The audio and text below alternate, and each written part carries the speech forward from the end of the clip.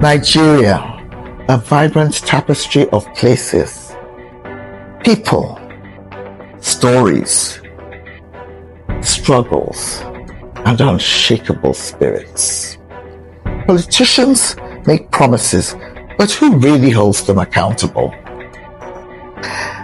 I'm Sim Fubara, and this isn't just about politics. This is about us.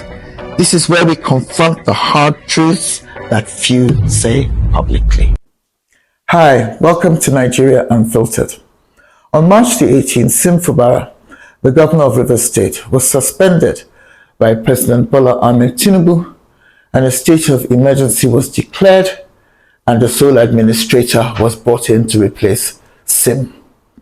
Now, most Rivers people that I know regarded this as a blatant attempt to hijack our resources and undermine our dignity.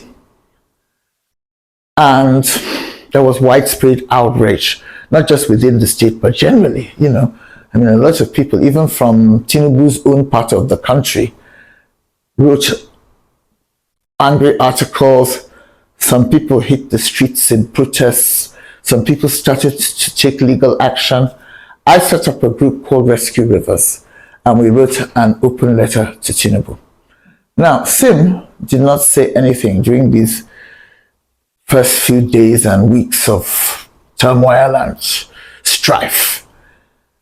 In fact, he made one statement which was very worrying about a month ago when he advised Rivers people to sign up for President Bola Tinubu's Renewed Hope agenda. I think that was on Easter Sunday. I couldn't understand why. Why are you signing up to the agenda of somebody who is oppressing and disgracing you? But anyway, we let it go. Even when we heard that he went to meet Tinubu in London, I rationalized it eventually, though I was very annoyed. I rationalized it by saying, well, anybody should be willing to sit down and talk to the head of state about any situation. And even I, as troublesome as I am, if Tinubu summons me, I will go. Because even if you don't go voluntarily, they will frog march you from your house to go and meet him if he wants to see you. Then after the London meeting, we didn't hear anything from Fubara again. Till last Sunday, when, while addressing a crowd of people in Port Harcourt, he said that, well, he's tired of this whole trouble thing. I'm paraphrasing, of course. And he didn't ask anybody to come and defend him. And his spirit has left the job. And he would just urge people to follow the path of peace and all kinds of crap, to be honest with you, crap. Now, I felt as if I'd been kicked in the stomach. And so did a lot of Rivers people who had been defending him, because he said he didn't ask anybody for help in his predicament.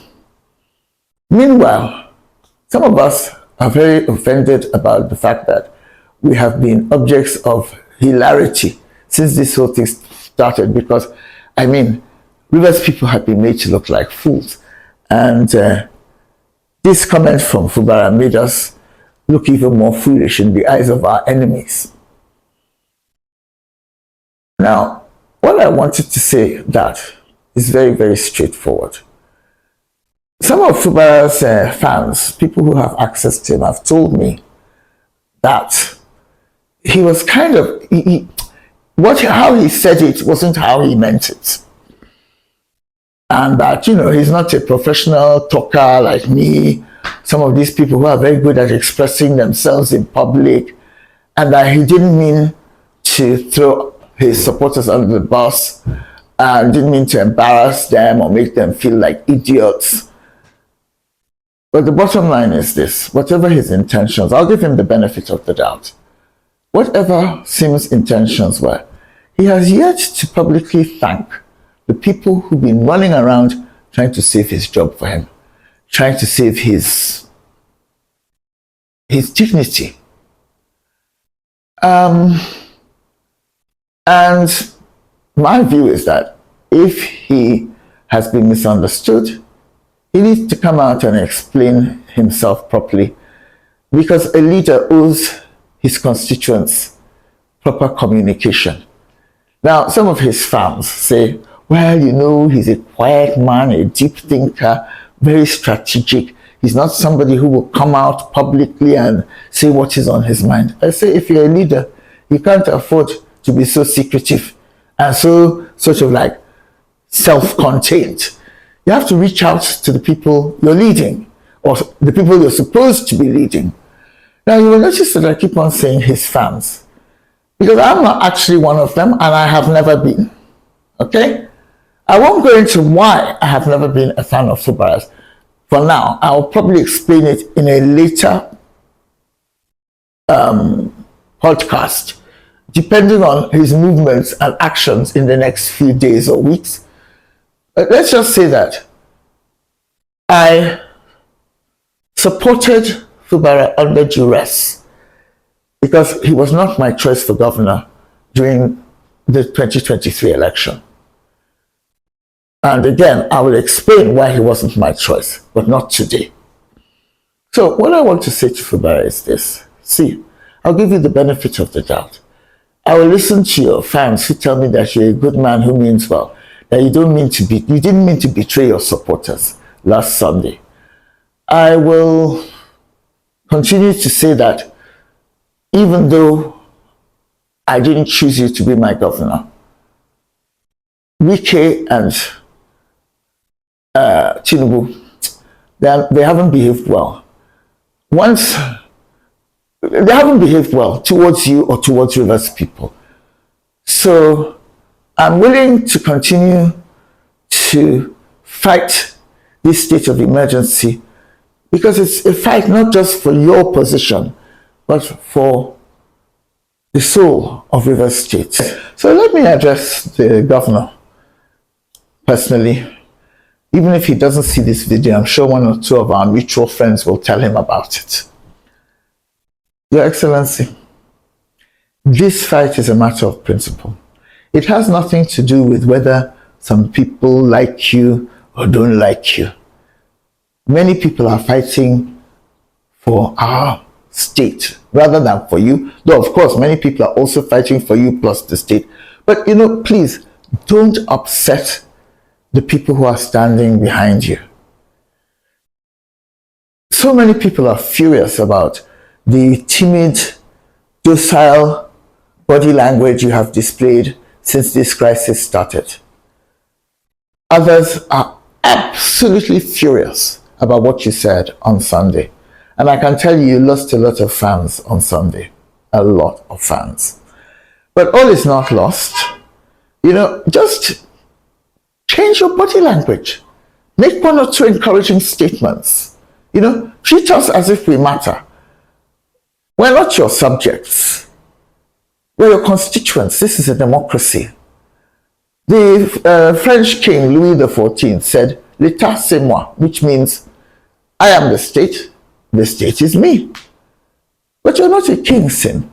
You're an elected politician. At least you people told us that you were freely and fairly elected in 2023. I have my doubts, but that's a discussion for another day.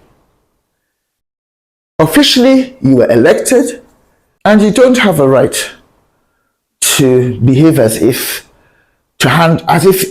we are yours. We and the state are yours to give to anyone you feel like giving it to. Nor, since you accepted this job, do you have a right to sit in your house refusing to make appropriate statements that will galvanize your support base. You actually have certain duties. Leadership isn't just about you. Please don't be so egocentric. It's not about you only. It's about the people you're supposed to represent. And if, Your Excellency, if you don't want to be governor anymore, I beg, resign, step down. Let that lovely deputy of yours, Ngozi Odu, take over. Just don't hang there in limbo. making us wonder whether you're still going to be governor, you're not going to be governor, what's going to be happen. The uncertainty you're generating is really, really annoying. So please, step up. Remember that there's a lot more to being a leader than just being in a position of leadership. You actually have to behave like one. Keep remembering people like Nelson Mandela and the many, many other African men who have shown us what testosterone is all about. Thank you.